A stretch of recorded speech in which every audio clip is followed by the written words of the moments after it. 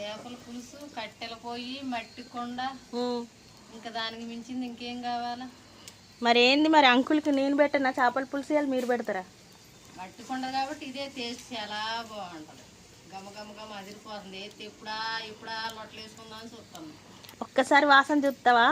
మూత తీస్తా. ఒక్క నిమిషం ఆగు. రుచిలే మీద కట్టెల పొయ్యి, మట్టి కొండ,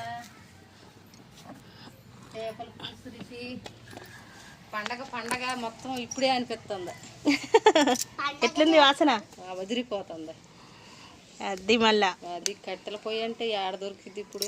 మట్టి కొండ, అందులోకి చేపల పులుసు.